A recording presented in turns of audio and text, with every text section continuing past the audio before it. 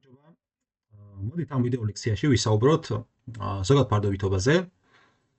ძირითადად გამოვიყენებთ ელიო ფაბრის წიგნს, რომელიც საინტერესო შესავალს გვთავაზობს ამ თეორიაში. და დღეს მინდა უბრალოდ დავიწყოთ წიგნის შესწავლით. მოდით ჩამოვიდეთ, რაზეა საუბარი, რომ შევხედოთ. ხო, დავიწყოთ წიგნის შესწავლით, რადგან ფიქრობ სანამ უშუალოდ ამ თეორიის მათემატიკურ ფორმულირებაზე გადავიდოდეთ, ხო? მნიშვნელოვანია გავიგოთ ზოგადად რაზე გვექნება საუბარი მთლიანი კურსის განმავლობაში და რას წარმოადგენს ზოგადი ფარდობითობის თეორია. ამასთან შევეცადოთ უბრალოდ ტექსტი კი არ წავიკითხოთ, არამედ ჩვენთვის გასაგები ენით გავარჩიოთ ავტორის მიერ წამოჭრილი საკითხები, დავამატოთ თუ რამე იქნება დასამატი და წარმოვიდგინოთ შესაბამისი მაგალითები და თუ საჭირო იქნება უფრო დეტალურადაც ავხსნათ. ასე რომ დავიწყოთ შესავლით. შესავალი იმით იწყება, რომ ავტორი გვაცნობს ზოგადი ფარდობითობის რაობას. ესე იგი, ფარდობითობის ზოგადი თეორია, რომელსაც უფრო მოკლედ ზოგად ფარდობითობას, აბრევიატური გვაქვს შემდეგი სახით GR-ი, General Relativity, უწოდებენ, უკვე საუკუნეზე მეტია რაც არსებობს და უპირველეს ყოვლისა უნდა აღინიშნოს, რომ დასახელება ფარდობითობის ზოგადი თეორია სამომიზეზის გამო არის არაზუსტიო, საინტერესოა. პირველი მცდარია მისი უბრალოდ თეორიად მოხსენება. სინამდვილეში ეს ფიზიკის სრულფასოვანი დარგია, ისევე როგორც თერმოდინამიკა ან ელექტრომაგნეტიზმიო. ისიც მოიცავს როგორც თეორიულ ნაწილს, ასევე რეალურ მოვლენებსა და ექსპერიმენტულ მტკიცებულებებს. ხო, კარგით, ესე იგი, დავიწყოთ იმით, რომ როგორც ხედავთ, ავტორის შესავალშივე საკმაოდ თამამ განცხადებას აკეთებს, როგორც ხედავთ, რომ დასახელება რამდენიმე მიზეზით არაზუსტი არისო. ხო, ეხლა რა იგულისხმება ამ არაზუსტობაში, ხო? მოდით სანამ უშუალოდ გავერკვევოდით იმაში, თუ აქ რა იგულისხმება, რამდენიმე სიტყვა ვთქვათ, თუ რას ნიშნავს ზოგადად ფიზიკური თეორია, ხო, იმიტომ რომ თეორიაზე ვსაუბრობთ. ფიზიკური თეორიის ქვეშ გვესმის ჩვენ გარკვეული მოძღვრება, რომელიც უნდა აკმაყოფილებდეს შემდეგ მოთხოვნებს.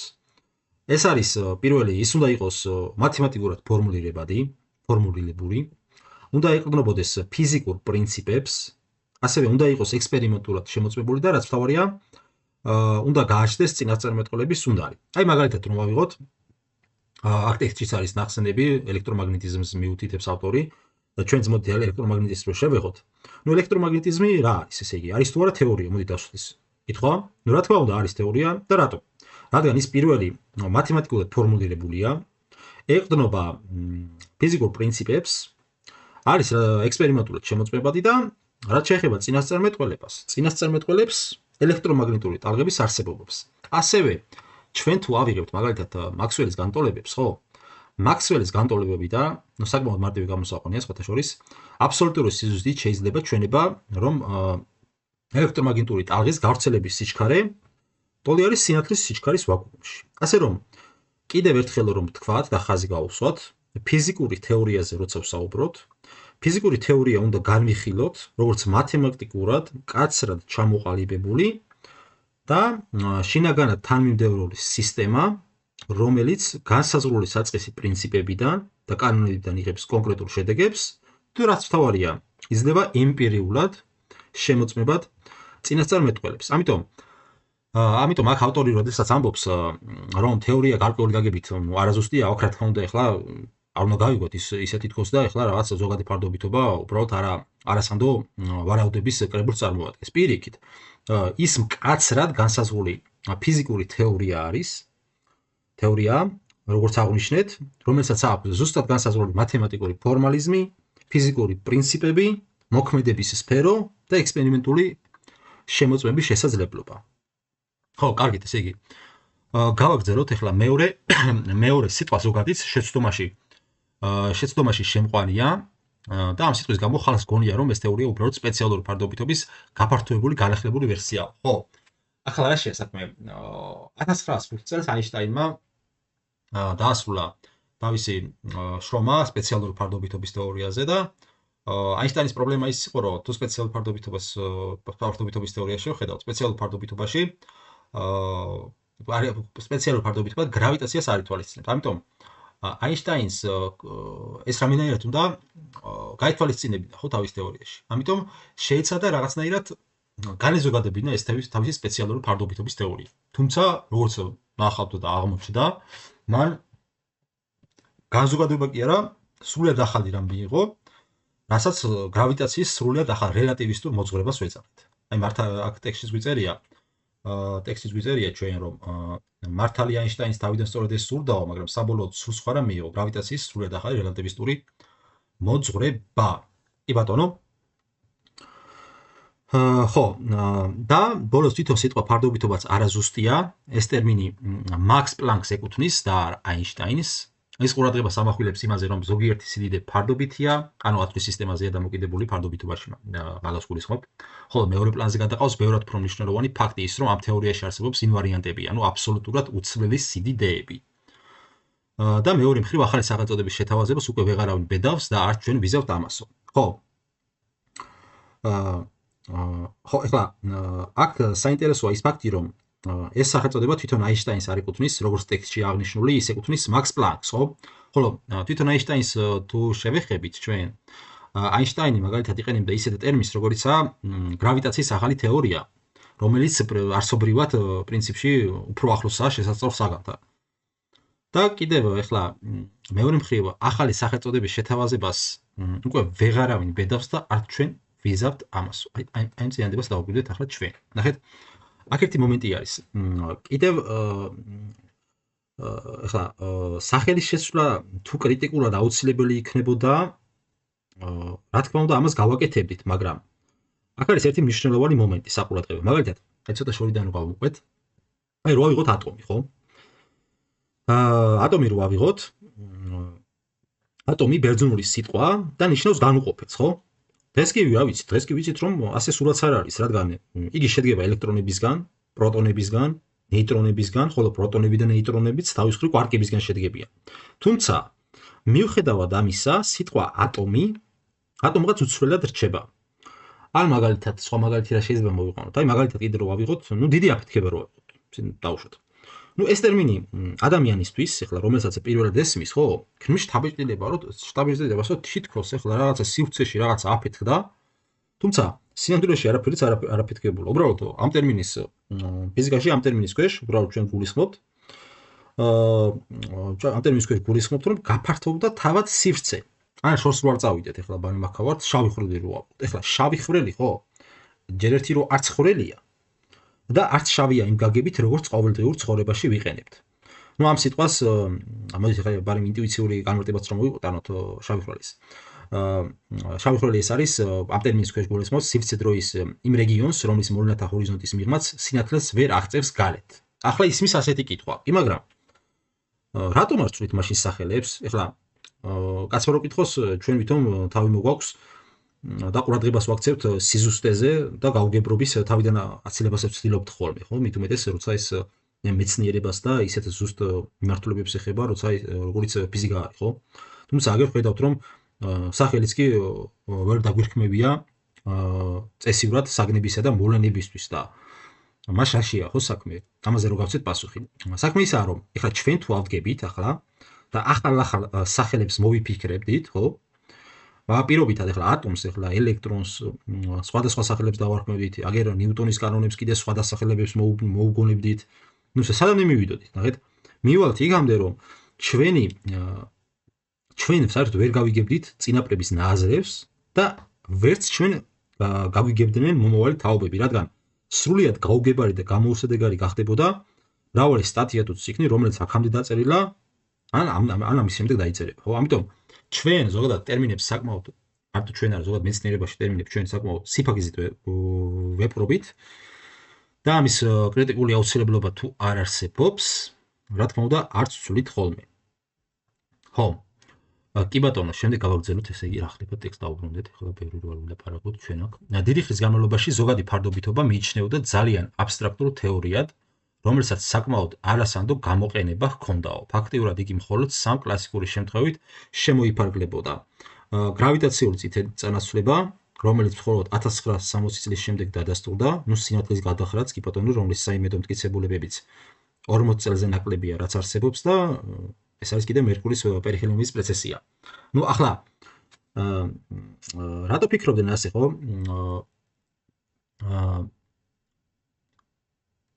ჩვენ ავტორი გვეუბნება, რომ ის აბსტრაქტულ თეორია წარმოგიდგენს, ხო, ამ საკანს. რატო ფიქრობდნენ ასე? პირველი მიზეზი ესაა, რომ თვითონ ექსპერიმენტის სიმცირე, მიუხედავად იმისა, რომ თეორია ძალიან ელეგანტური აღმოჩნდა, ხო? მისი შემოწმება თითქმის შეუძლებელი იყო იმ დროის ტექნოლოგიური განვითარების დონიდან გამომდინარე. რადგანაც ტექნოლოგიები არ იძლეოდა საშუალებას, რომ ძლიერი გრავიტაციული ეფექტებით დავკვირვებოდით, ხო? არც ხელოვნური თანამგზავრები არსებობდა, არც კოსმოსური ტელესკოპები და არც გრავიტაციული დეტექტორები. ნუ წარმოიდგინეთ, საუბარი გვაქვს 1915 წელზე, ხო? ამიტომ თეორიის ტესტირება, როგორც ასეთი, მხოლოდ რამდენიმე განსაკუთრებული მოვლენის საშუალებით შეიძლებოდა და აგერ ჩამოთვლილიც გვაქვს ეს შემთხვევები. ნუ მეორე მიზეზი კიდე რა შეიძლება იყოს, ახლა ეს იყო თვითონ მათემატიკური სირთულე, ხო? რადგანაც საუბარი არის 1915 წელზე, როცა ეს ის პერიოდია, როცა რიმანის გეომეტრია და ტენზორული აღრიცხვა ფართოდ ცნობილი საერთოდ არ ყოფილა. და ფიზიკოსების უმრავლესობა იმ პერიოდში ძირითადად კლასიკური ანალიზი და ვექტორული კალკულუსით მუშაობდა. ამიტომ ზოგადი ფარდობითობა ამ გაგებით, ხო, უცხოენაზე დაწერილ თეორიას წააგავდა. ნუ პლუს ახლა მე-20 საუკუნის დასაწყისია ამ ისტორიულ კონტექსტსაც რო შევეხოთ და რა თქმა უნდა ამ დროს ის განვითარების დონე არ იყო შესაბამისი არც მათემატიკური განათლების დონე, ასე ვთქვათ. საინტერესოა კიდევ ერთი ფაქტი, რომ თავად აინშტაინსაც თავიდან გაუჭირდა მათემატიკის დაუფლება და როგორც ცნობილი არის, დასახმარებლად მეგობარს მათემატიკოს მარსელ გროსმანს მიმართა და სწორედ გროსმანმა გააცნო მას რიმანის გეომეტრია და ტენზორული აღრიცხვის მეთოდები, რომელიც ნუ საბოლოოდ კიდეც გახდა ველის განტოლებების ფორმულირების საფუძველი, ხო? ნუ აქ კიდევ ერთი მნიშვნელოვანი მომენტია, რომ მე დაემთხვა ის პერიოდი, როცა უკვე 1920-30-იან წლებში რა პერიოდი გვაქვს, ესე იგი ფიზიკის ისტორიას რო გადავხედოთ, განვითარების ისტორიას რო გადავხედოთ, იმ პერიოდში 20-30-იან წლებში ფიზიკის ყურადღება თითქმის იყო მთლიანად გადართული კვანტურ მექანიკაზე.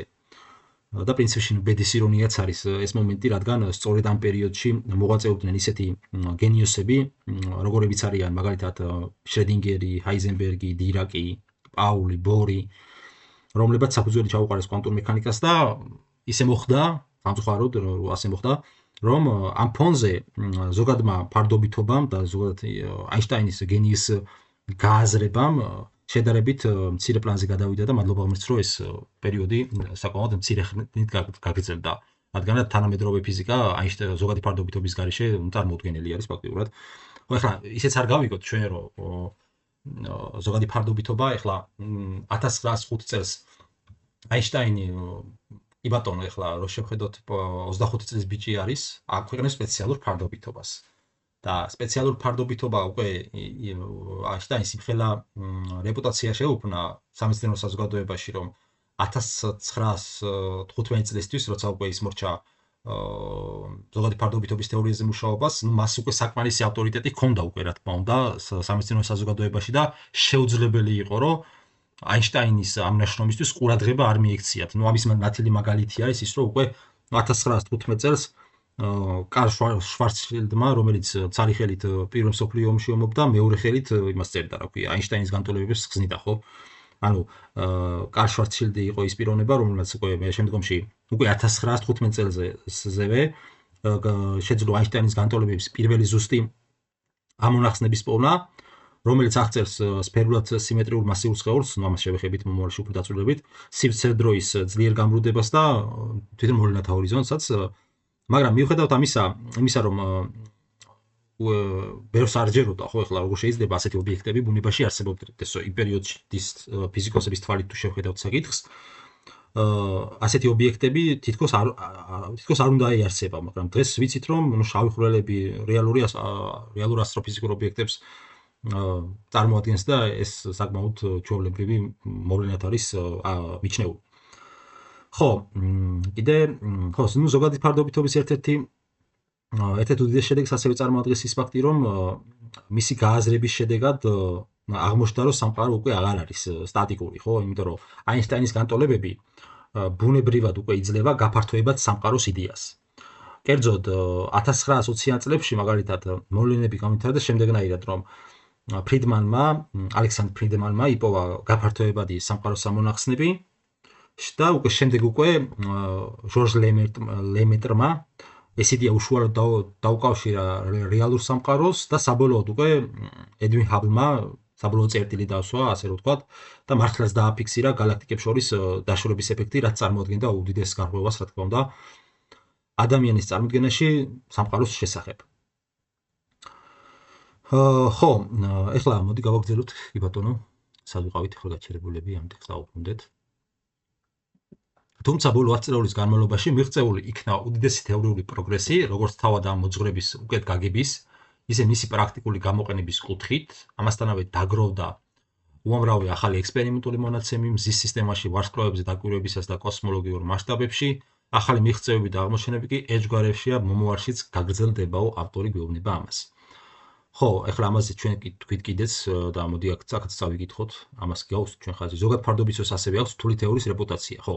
და ამ სირთულეს როგორც წესი დახვეწილი მათემატიკური ინსტრუმენტების გამოყენებას მიაწერენ. იმასაც, ოდესღაც ტენზორულ აღრიცხვას უწოდებდნენ, ხოლო დღეს უფრო მრავალსახეობათა დიფერენციალური გეომეტრიის სახელით მოიხსენიებენ. მიუხედავად იმისა, რომ სინამდვილეში ეს მათემატიკა არ არის იმაზე რთული, ვიდრე მაგალითად ჰილბერტის სივრცეების ოპერატორთა თეორია. ხო, ეს კვანტური მექანიკის აპარატზე არის აქ საუბარი. მათემატიკურ აპარატზე აქვს საუბარი. თუმცა ზოგად ფარდობითობაში სხვა ტიპის სირთულეც არსებობს. თომას კუნის ტერმინოლოგიით რომ ვთქვათ, ზოგადი ფარდობითობა მოითხოვს პარადიგმის ღრმად ცვლილებას. მარტივად რომ ვთქვათ, ის გთხოვს ფიზიკის ბევრ ფუნდამენტურ ცნებას, სივრცე, დრო, გრავიტაცია სრულიად ახლებურად შევხედოთ, მათ შორის სპეციალურ ფარდობითობასთან შედარებითაც კი, რომელსაც ამ მხრივ ისედაც არ აკლია თავისი სირთულეებიო. ხო, ეხლა მოდი კიდე ერთი საკითხი შევეხოთ, სანამ ამ ტექსტის განხილვაზე გადავიდოდეთ.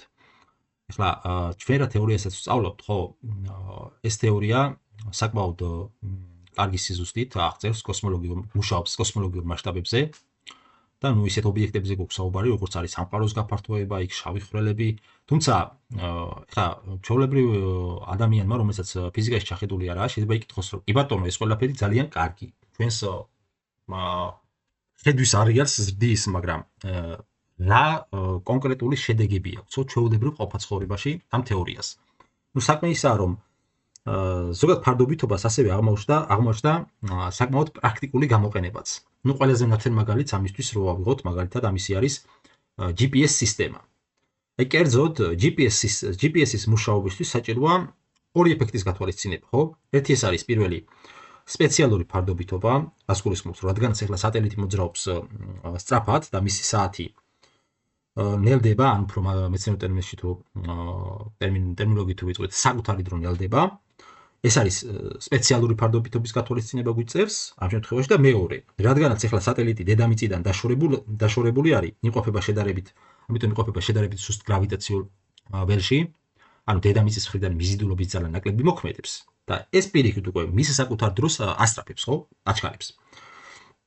ხო და ამიტომ იმისთვის რომ GPS სისტემამ ზუსტად იმუშაოს, ამ ეფექტების გათვალისწინება აუცილებელი არის. ეხლა მიუხედავად იმისა, რომ დაახლოებით ეს არის რო წარმოვიდგინოთ, რამდენიმე მიკროწამზე არის აქ საუბარი განსხვავება. ეხლა მიკროწამი არის, წარმოიდგინეთ, რომ საუბრობ ჩვენ წამის მიმილიონედ ნაწილზე, ხო? ეხლა წამის მიმილიონედი ნაწილი ჩვეულებრივი ადამიანური მაკროსკოპული ჩვენი გაგებით, ჩვენი შეხედვით წარმოუდგენლად მცირე დრო არის. თუმცა აი ამ სიმცირესაც თუ არ გავითვალისწინებთ, ხო? მივიღებდით ისეთ შედეგს, რომ დღეში, თუ არ ვცდებით დღეში, ხო, დღეში ან რამდენიმე დღეში შეიძლება ზუსტად არ მახსოვს, მე ეს ამოცანა შეგვიძლია რაოდენობრივადაც განვიხილოთ. ანუ იმის თქმამდე, რომ GPS-ის შეცდომა დღეში შესაძლოა რამდენიმე კილომეტრსაც კი მიეღწია. და თუ ჩვენ რამდენიმე კილომეტრი შეცდომებს გვიჩვენებდა GPS-ი, ეს ფაქტიურად GPS სისტემას ჩვენთვის აბსოლუტურად გამოუსადეგარს გახდიდა, ხო? შესაბამისად, ამ თეორიას არა მარტო ღრმა თეორიული შედეგები აქვს, ასევე პრაქტიკულადაც გამოყენებადი თეორია არის, ხო? ხო, ეხლა მოდით კიდევ აქ რა შეგვიძლია ამ ტექსტს დავამატოთ, აი აქ ვიყავით, ეხლა თომას კუნის ტერმინოლოგიით რო ვთქვათ, ზოგადი ფარდობითობა მოითხოვს პარადიგმის ღრმად ცვლილებას. ხო, აქ ეხლა თვითონ პარადიგმის ცვლილებაში ჩვენ გულისხმობთ აზროვნების შესვლას, ხო? იმაგებით, რომ საკითხების გადააზრება მოგვიწევს რა. თვითონ რაც შეეხება ამ ტერმინს ეკუთვნის კი ბატონო ტომას კუნს, რომელიც ტომას კუნი იყო მეცნიერების ისტორიკოსი, ხო? სხვათა შორის ტომას კუნს ეკუთვნის ცნობილი გამონათქვამი, რომ მეცნიერება ზოგჯერ ცოდნას კი არ არამატებს, ზოგჯერ თვითონაც ხედვის ჩარჩოსაც კი ცვლის, ასეთი გამოთქმა არსებობს, მისი ცნობილი. და ამის ნათელი მაგალითი აგერ წინ ვიდეოს, რადგანაც ზოგადი ფარდობითობა სწორედ ამ ფრეიმვორკის ჩარჩოს ხედვის ჩარჩოს ცვლილებას მოითხოვს. აი კერძოდ ახლა მაგალითზე რო გადავიდეთ, ხო? შევხედოთ ნიუტონისეულ ფორმალიზმს, ხო? ნიუტონის ფორმალიზმში, ხო? ნიუტონის გაგებაში სივრცე და დრო არიან როგორი? აბსოლუტურნი პირველი, უცვლელნი და ერთმანეთისგან დამოუკიდებელი. მაგრამ აინშტაინის ფორმულაში რო გადავდივართ, უკვე სივრცე დრო ერთიანდება, ანუ დროც აღარა აბსოლუტური და მარტივად რომ ვთქვათ, დრო მიბმულია სივრცეზე და თან ის ხდება, რაც მთავარია, დინამიური. ახლა სივრცის მიბმა დროის მიბმა სივრცეზე ჩვენ სპეციალურ ფარდობითობაშიც აგვაქვს. თუმცა როგორც სივრცის დინამიურობა ზოგადი ფარდობითობა კიდე ამატებს უკვე არა მარტო სივრცე დროის გაერთიანებას, თანაბარ უფლებიანობას, არამედ უკვე დინამიურობასაც. ასე მარტივად რო ვთქვათ, ნიუტონის აღწერაში სხეულები მოძრაობენ სივრცეში, ანუ სხვანაირად სამყარო წარმოადგენს გარკვეულ ჭურჭელს, რო წარმოვიდგინოთ, რომელშიც ჩვენ ვარსებობთ და განვიხილავთ ჩვენ გარშემო სხეულები იქნება თუ მოვლენების მოძრაობას. მაგრამ ნურას უკაცრავად. აინშტაინის ფორმალიზმზე როგორც კი გადავდივართ, თავად სივრცე დრო უკვე მონაწილეობს მოძრაობაში, ანუ თავად ჩვენც და ჩვენ გარშემო ობიექტებიც უკვე იწვევენ სივრცის ბუნების შეცვლას, ეს იმ გაგებით, რომ ის ჭურჭელი, რომელშიც ჩვენ ვართ მოქცეული, უკვე არ არის ჩვენგან დამოუკიდებელი და თავადაც მონაწილეობს მოძრაობაში. აი ამ პარადიგმის ღრმაცვლილებას ეს მოითხოვს, ხო? ახლა საკმაოდ ჩვენი ინტუიციური გამოცდილება საკმაოდ რთული არის ამ იდეების გასააზრებლად. ამისთვის ამას სჭირდება საკმაოდ ღრმა შეჩვევა და მათემატიკური აპარატის გაძლიერება, რომ ადამიანმა რამდენად შეძლოს ასეთი ტერმინოლოგიაში გარკვევა და სწორედ ეს ამაში მდგომარეობს სირთულე და პარადიგმის ღრმა ცვლილების არსი, ხო? კი ბატონო, ხო. შემდეგ გავაგრძელოთ რა გვაქვს ახლა აქ. სწორედ ამის მიზეზით აუცილებელია ზოგადი ფარდობითობის ისეთი შესავალი, რომელიც რეალურ ფიზიკურ სირთულეს გარეგნული მათემატიკური სირთულეებით არ გადაფარავს. სწორედ ამის გაკეთებას შევეცდებით ამ კურსში. ჩვენ წარმოვადგენთ ელემენტარულ შესავალს, რომელიც აუცილებლობით საკმაოდ არასრული იქნება. ხო, რა თქმა უნდა, ახლა მათემატიკურ ინსტრუმენტებს თუ მოიკლებ თვითონ თეორიის სისრულეს ეჭვის ქვეშ დგება, თუმცა შეზღუდვები განპირობებულია მათემატიკური ბაზით, ვეუბნება, რომელიც აქ საზრდოobad შეზღუდული იქნება. ხო, ზემოთ უკვე დასახელებული მიზეზების გამო. ხო, საქმე ისაა, რომ თუ ძალიან ღრმად წახვალ, ხო, ორი აქ არსებობს სწავლების ორი მეთოდი. ჩვენ შეგვიძლია ავდგეთ და გავყვეთ ახლა კაცრი მათემატიკური ტერმინოლოგიაში საგნის შესწავლას. თუმცა ჯერ ისედაც ფიზიკური გააზრების სირთულეები ახასიათებს ამ თეორიას, როგორც ვნახეთ. ახლა ამას კიდე თუ დავუმატე შენ მათემატიკური სირთულეები, ну ბუნებრივია, ეს მამა შეიძლება მით უმეტეს, როდესაც საუბარი არის ამ თეორიაში გაუთვით ცნობიერებელ ადამიანზე, რომელიც ახლა იწყებს სწავლას, ხო?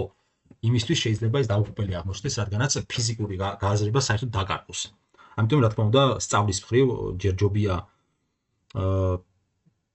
ჯერ ჯობია რომ შევისწავლოთ და გავიაზროთ მოვლენები ფიზიკურად და მათემატიკა გამოვიყენოთ იმდენი, რამდენიც დაგვჭირდება, ხო? ну აქ ამაზეა საუბარი. ამის საპირისპიროდ ჩვენ ვიზრუნოთ იმაზე, რომ მოგაწოდოთ ექსპერიმენტული მონაცემების, თეორიის გამოყენებისა და შემოწმების საკმარისი რაოდენობაო, რომელთა არჩევანიც დღეს იმდენად დიდია, რომ თვალებიც კი შეიძლება აგვიჭრელდეს. კი ბატონო, ეს კი მიგვიყვანს აშკარა კითხვამდე, როგორია ასეთი ძველი თეორიის თანამედროვე გაგება, რამდენად მყარი და ფართოა მისი ექსპერიმენტული დადასტურებები, არსებობს თუ არა ნიშნები იმისა, რომ საჭიროა ცვლილებები ან გადააზრება, არსებობს თუ არა ღია გადაუჭერელი პრობლემები.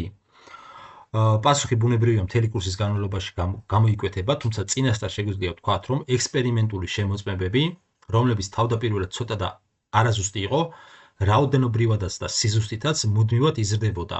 ფიზიკის მთელი დარგი, კოსმოლოგია, ზოგადი ფარდობითობის გარეშე საერთოდ ვერ იარსებებდა. წლების განმავლობაში შემუშავებული უამრავი ექსპერიმენტული ტექსტიდან, რომელთაგან ზოგიერთი საოცრად ზნობიარია, არც ერთს ჯერჯერობით არ უჩვენებია და დაუფიქსირებია გადახრა ზოგადი ფარდობითობის წინასწარმეტყველებებიდან. ყველაზე გამოუგნებელი შოკის მომგვრელი წინასწარმეტყველებების კი, როგორებიცაა გრავიტაციული ტალღები და შავი ხვრელები, დღეს უკვე დადასტურებულ ფაქტებად მიიჩნევა. ხო, ეხლა კარგით, ერთი ეს ჩავამთავრო და გავაკეთოთ რამდენიმე კომენტარი კიდევ აიქ რაღაც ექსპერიმენტებზე იყო საუბარი. ექსპერიმენტების არასაკმარისობაზე მაგაზე გავაკეთოთ, თუმცა ჯერ მოდით ეს დავიკითხოთ. დროთა განმავლობაში შეიქმნა რამდენიმე ალტერნატიული თეორიაც, რომლებიც მეტნაკლებად მკვეთრად განსხვავდებოდნენ აინშტაინის თავდაპირველი ფორმულებისგან, თუმცა ყველა შესაძლო შედარებისას აინშტაინის თეორია ყოველთვის სრულ თანხმედრაში აღმოჩნდა ექსპერიმენტულ მონაცემებთან, მაშინ როდესაც სხვა თეორიები ფაქტებმა მეტნაკლებად სერიოზულად უარყო და გააბათილაო. ამრიგად ჩვენ საქმე გვაქვს თეორიასთან, რომელიც საოცრად მყარადაა დაფუძნებული ექსპერიმენტულ ფაქტებზე, თუმცა უნდა ითქვას, რომ სწორედ კოსმოლოგიაში იჩენს დღეს თავისეთი ნიშნები, რამაც შესაძლოა ხაზს უსვამ შესაძლოა თეორიის ცვლილება მოითხოვოს. ასევე არსებობს დიდი ღია გადაუჭრელი პრობლემა ზოგადი ფარდობითობის შეთანხმება კვანტურ მექანიკასთან. ზოგადი ფარდობითობა შეიქმნა კვანტური მექანიკის ჩამოყალიბებამდე, ამიტომ ამ გაგებით ის კლასიკური თეორიაა. პრინციპულად აშკარაა, რომ ექსტრემალურ პირობებში კვანტური ეფექტები მნიშვნელოვანი უნდა გახდეს. ამაზე კიდევ ვისაუბრებ, თუმცა დღემდე არავინ იცის, როგორ უნდა მოხდეს ამ ორ თეორიას შორის კავშირის დამყარება და ისიც კი უცნობია, ხომ არ მოითხოვს ეს ორივე მათგანის სრულ ფუნდამენტურ გადახვედასო. ხო. ეხლა მოდი დავფიქრდეთ ახლა იმაზე თუ რამდენად მყარი არის ზოგადი ფარდობითობის თეორიის ექსპერიმენტული დადასტურებები, ხო? თეორია ერთი მხრივ შეიძლება იყოს ლამაზი და მათემატიკურად თანმიმდევრული, მაგრამ თავი მსაჯული არის ბუნება, ხო? ის უნდა იყოს თანხმედრაში რეალურ სამყაროსთან. ზოგადი ფარდობითობის შემთხვევაში კი რა სურათი გვაქვს? ზოგადი ფარდობითობა წარმოადგენს ისეთ თეორიას, რომელსაც უზარმაზარი ექსპერიმენტული ხარდაჭერა გააჩნია. ეს იმას არნიშნავს, რომ ზოგადი ფარდობითობა საბოლოო თეორია არის, რადგან მას გარკვეული პრობლემები აქვს, როგორც ტექსტში აღინიშნა. ჯერ ის დავიწყოთ იქიდან, რომ ზოგადი ფარდობითობის თეორია საერთოდ არ არის თავსებადი კვანტურ მექანიკასთან. ამას გულისხმობთ იმას, რომ ჩვენ არ ვიცით როგორ დავკვანტოთ სივრცე დრო. ასევე არსებობს ბნელი მატერიის და ბნელი ენერგიის პრობლემები. აქ ავტორი აკეთებს მნიშვნელოვან დასუსტებას, კერძოდ კვანტური გრავიტაცია აუცილებელია თეორიულადო. ხო, თეორიულად არის აუცილებელი კვანტური გრავიტაცია, თუმცა ჯერ არ გვაქვს პირდაპირ ექსპერიმენტული მტკიცებები. შეიძლება ვიფიქროთ მერე რა პრობლემაა, ექსპერიმენტული მტკიცებულებები არა გვაქვს, მერე ავდგეთ და ჩავატაროთ ექსპერიმენტი და დავინახავთ, ხო? რა შემთხვევაში გამოჩნდება ეს კვანტური ეფექტები. თუმცა აქ არის ძალიან დიდი პრობლემა და მოდი ამაზე გავაკეთოთ რამდენიმე კომენტარი. ეხლა კვანტური გრავიტაციის ეფექტის დაფიქსირება, ხო, მოსალოდნელი არის პლანკის მასშტაბებზე. რას გულისხმობთ ახლა ამაში, ხო? პლანკის სიგრძე დაახლოებით რიგით თუ შევაფასებთ, მოდი დავწეროთ. პლანკის სიგრძე, ხო? L პლანკის სიგრძე რიგით რო შევაფასოთ. პლანკის სიგრძეზე რო საუბრობთ, ეს არის დაახლოებით 10 მინუს 35 მეტრი რიგის. L პლანკი დავარქოთ. პლანკის სიგრძეზეა საუბარი, ხო? ეხლა წარმოვიდგინეთ რა მასშტაბებზე აქვს საუბარი. ამის წარმოსადგენად რო წარმოვიდგინოთ, ყურეთ, ეხლა თუ ავიღებთ ჩვენ მაგალითად შედარებისთვის პროტონის ზომას, ხო? პროტონის ზომა არის დაახლოებით 10 ხარისხად მინუს 15 მეტრი რიგის. ეხლა წარმოვიდგინეთ, ჯერ პროტონის ზომა რა პატარა არის? მაკრო მასშტაბებთან შედარებით. და მერე პლანკის ზომა უკვე პროტონთან შედარებით არის 20 რიგით მცირე, ხო? ანუ პლანკის სიგრძე პროტონზე 20 რიგით პატარა გამოგივიდა, ხო? ახლა პლანკის სიგრძეზე კვანტური გრავიტაციული ეფექტების დაფიქსირება რომ შევძლოთ, უკვე ამისთვის გვჭირდება ეგრეთ წოდებული პლანკის ენერგია, რომელიც არის დაახლოებით პლანკის ენერგია გვინდა, ხო? ესე იგი პლანკის ენერგია არის 10 ხარისხად 19, კი ბატონო, 10 ხარისხად 19 გევი. ხო? ეხლა შედარებისთვის თუ ავიღეთ, ხო, თანამედროვე ამაჩქარებლებს ზედა ზღვარი, რომლისგან ამჟამად შეგვიძლია მივაღწიოთ ენერგიებს, მაქსიმალური ზედა ზღვარი ენერგიის არის 10 ხარისხად 4 გევი. ეს არის ის მაქსიმალური ენერგია, რომელსაც ჩვენ შეგვიძლია თანამედროვე ტექნოლოგიებით, თანამედროვე ამაჩქარებლებზე მივაღწიოთ. ანუ რა გამოდის ახლა? სხვაობა არის 15 რიგი ენერგიებში. და ეს ანუ ასე რომ საქმე გვაქვს უზარმაზარ ტექნოლოგიურ პრობლემასთან გამოდის, ხო? ახლა უზარმაზარია რომ ამბობთ, აქ უზარმაზარი სიტყვა კიდევ მარტივი ნათქვამია, რადგანაც ამ ტექნოლოგიებს, რასაც ჩვენ ვიყენებთ ამაჩქარებლებში, ხო? იგივე ტექნოლოგიები დაგჭირდებოდა რომ შევაფასოთ გალაქტიკიზე ზომის ამაჩქარებლის აშენება, რაც ნუ ახლა წარმოუდგენელია, ხო? 27 კილომეტრი რადიუსის დროისაგუშენებია, ხო? ამაჩქარებელი და ეხლა ავდგეთ და გალაქტიკის ზომის ვაშენოთ, ეს არის გამორიცხული. ამიტომ მოგვიწევს უკვე სხვა ხერხების მოფიქრება. პლუს ამას ეს კი ბატონო, ექსპერიმენტულად შეუძლებლობა ყოველ შემთხვევაში ამ ეტაპზე გამოვიცხებ. პლუს ამას თეორიულადაც რა კანდიდატ თეორიებიც გვაქვს, კი გვაქვს, ახლა კანდიდატ თეორიები რა თქმა უნდა გვაქვს, მაგრამ სრული შეთანხმება აქაც, რომელია სწორი, რომელია არასწორი, ჯერჯერობით ფიზიკოსებში შეთანხმება არ გვაქვს აქ ამ საკითხთან დაკავშირებითაც. ნუ ყოველ შემთხვევაში ჯერჯერობით კვანტური გრავიტაციის თეორია წარმოადგენს შორეულ მიზანს, თუმცა არც გრავიტაციული ტალღების და ჰიგსის ბოზონის აღმოჩენაც საკმაოდ არარეალისტურად გამოიყურებოდა 100 წლის წინ. თუმცა როგორც ჰიგსის ბოზონი აღმოაჩინეთ, ასევე გრავიტაციული ტალღების დეტექტირებაც მოახერხეთ. ამიტომ, რა თქმა უნდა, მეცნიერება ამაზე არ უნდა გაჩერდეს და ამ პრობლემების მოგვარებას უნდა ვეცადოთ. ნუ როგორ ახლა ჯერჯერობით სულგაუცემელი კითხვა არის. კი ბატონო, გავაგრძელოთ. ყოველ შემთხვევაში ხაზგასმით უნდა აღინიშნოს, რომ ამ ეტაპზე ამის შესახებ არავითარი ექსპერიმენტული ნიშანი არ არსებობს. პირობები, რომლებშიც ზოგადმა ფარდობითობამ კვანტური ეფექტი უნდა გამოავლინოს. ხო, რაც აქვთ, ხო, არანაირი ექსპერიმენტული ნიშანი არ აქვს. ექსპერიმენტული ნიშანი იმ გაგებით, რომ ექსპერიმენტულად გაზომვადობის საშუალებები არ აქვს უბრალოდ.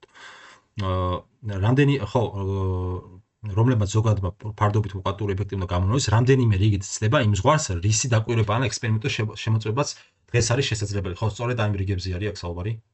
რაც ავთქვით უკვე, ესე იგი, ჯერ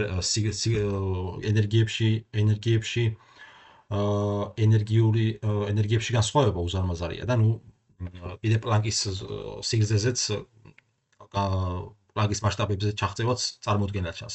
ხო, ახლა მოდით კიდე პლანკის სიგრძეზე არ მithქვავს, რატომაც გამოვხსნე, ისე თქვი თითქოს რა განმარტებას არ საჭიროებდა. ხო, ახლა პლანკის სიგრძე განისაზღვრება ისე ამის გამოყვანა, მე გავაკეთოთ. აი ამ სიგრძის გამოყვანა ხდება, დაგჭირდება, ესე იგი, ისეთი ფუნდამენტური კონსტანტების შემოტანა, როგორიცაა პლანკის მუდმივა, ჟ გრავიტაციული მუდმივა და მესამე სინათლის სიჩქარე. ეს არის ფუნდამენტური კონსტანტები, ხო? ფიზიკაში. აი ამათი კომბინაციით შეიძლება აი ამ სიგრძის მიღება. აი შეიძლება გაგვიჩნდეს კითხვა, საიდან მოვიდაო, ხო? ეს 10-25 რამე პალაცია თუ საიდან მოვიტანეთ, ხო? ნუ აი ამების კომბინაციის შეგვიძლია ეს ზომა მივიღოთ. და საქმე ისაა, რომ აი ამაზე, ეს არის ზღვარი. ზღვარი რა გაგებით? ზღვარი იმ გაგებით, რომ პლანკის სიგრძეზე ქვემოთ თუ ჩავართ, მოგვიწევს აი ამ კონსტანტების ანცვლილება, ან ზოგადად ჩვენი ფიზიკური გაგების შეცვლა. და ავდგეთ და ეს კონსტანტების შევცვალოთ, ეს წარმოუდგენელია, რადგანაც ამ კონსტანტების ეს არის ფუნდამენტური კონსტანტები, რომელზეც მთლიანი თანამედროვე ფიზიკა დგას. შესაბამისად, ამ კონსტანტების შეცვლა ნუ ეფექტურად ველის კვანტურ თეორიაში იცვლება. ეფექტური შეცვლები კი ბატონო შესაძლებელი არის. თუმცა პლანკის ქვედა ზღვარზე როცა ჩავდივართ, ხო, გვიწევს მთლიანი ფიზიკური ფრეიმვორკის ჩარჩოს შეცვლა მოგვიწევს. ანუ ერთ სიტყვით რო ვთქვათ, ის თეორია გვჭირდება, რომელიც ჯერ არ აქვს, ჯერ არ დაწერილი. ნუ კანდიდატები რა თქმა უნდა არის. რომელიც კვანტურ გრავიტაციის მოვლენების ახსნაზე დებს პრეტენზიას. თუმცა როგორც ვთქვით, ამაზე შეთანხმება ბოლომდე კიდევ არ არის ფიზიკოსებში. კარგი, ახლა ძალიან შორს რო არ წავიდეთ, გავაგზავნოთ ტექსტი, რა გვაქვს. ხო, როგორც კლიფორდ ვილიო აღნიშნავს, ჩვენ ნახეთ, რომ ზოგადმა ფარდობითობამ გაუძლო ფართო მასშტაბიან ექსპერიმენტულ შემოწმებას ექსპერიმენტულ შემოწმებას, შესაბამისად შეიძლება კითხვა, რატომ უნდა ვიწუხოთ თავი მისი ხელახალი შემოწმებით. ერთი მიზეზი ის არის, რომ გრავიტაცია ბუნების ფუნდამენტური ურთიერთქმედებაა და როგორც ასეთი ყველაზე მყარ საიმედო დასტურს მოითხოვს. მეორე მიზეზი ისაა, რომ გრავიტაციის დაკვანტვისა და მისი სხვა ძალებთან გაერთიანების ყველა მცდელობა მიგვანიშნებს, რომ აინშტაინის კლასიკური ზოგადი ფარდობითობა სავარაუდოდ არ იქნება უკანასკნელი სიტყვა. ხო, კი ბატონო. გარდა ამისა, ზოგადი ფარდობითობის წინასწარმეტყველებები უცვლელია. თეორია არ შეიცავს მორგებად კონსტანტებს, რის გამოც მასში ვერაფერს ვცვლით. ამიტომ თეორიის თითოეული შემოწმება ან პოტენციურად სასიკვდილოა მისთვის, ან წარმოადგენს შესაძლებლობის ახალი ფიზიკისკენ. მიუხედავად იმისა, რომ აღშფოთებასა და აღტაცებას იწვევს ის ფაქტი, თუ როგორ შეძლო 100 წლის წინ თითქმის წმინდა გონებრივი აზროვნებით შობილმა თეორიამ ყველა გამოცდის გადალახვა, ოდესმე რაიმე უზუსტობის პოვნის შესაძლებლობა კვლავ მისცემს სტიმულს ახალ ექსპერიმენტებს მომავალ წლებშიც. ყოველ შემთხვევაში, თუნდაც დარწმუნებული ვიყოთ, რომ ადრე თუ გვიან აინშტაინის ნაშრომის შესწორება აუცილებელი გახდება, ჯერა ავტორი მუთითებს, რომ ზოგადი ფარდობითობის ჯეროვანი ცოდნა ამისთვის აუცილებელი წინაპირობა იქნება. სწორედ ამის გამოც არის მიზანშეწონილი ფიზიკოსებში ამ თეორიის უფრო ფართო ცოდნა. ხო. კი ბატონო, ეხლა ჩვენ პრინციპში დასკვნის სახით რო თქვა, თავი რომ მოვუყაროთ, ხო, ყველაფერს. ზოგადი ფარდობითობის შესწავლა არ ნიშნავს არა მხოლოდ აინშტაინის განტოლებების შესწავლას, ან გარკვეული მათემატიკის დაუფლებას, ეს ნიშნავს იმ აზროვნების შესწავლას, რომელმაც შესაძლებელი გახადა, ფაქტია რომ გახადა, სამყაროს შესახებ ყველაზე ფუნდამენტური წარმოდგენების გადახედვა. რაზეც ზემოთ რომ პარადიგმის ცვლილებაზე ვსაუბრობთ, ხო?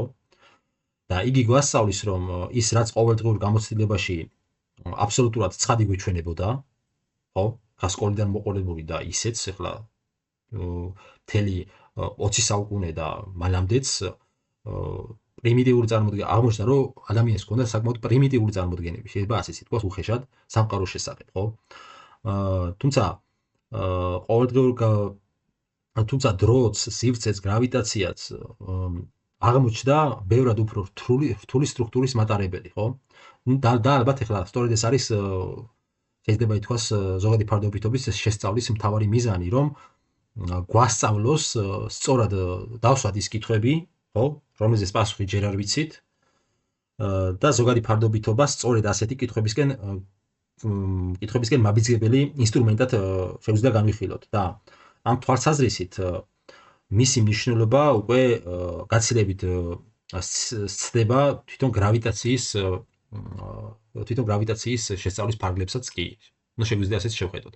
ანუ მოკლედ რო ვთქვათ, ზოგადი ფარდობითობის თეორიის ცოდნის გარეშე წარმოუდგენელი არის მომავალი განვითარებები.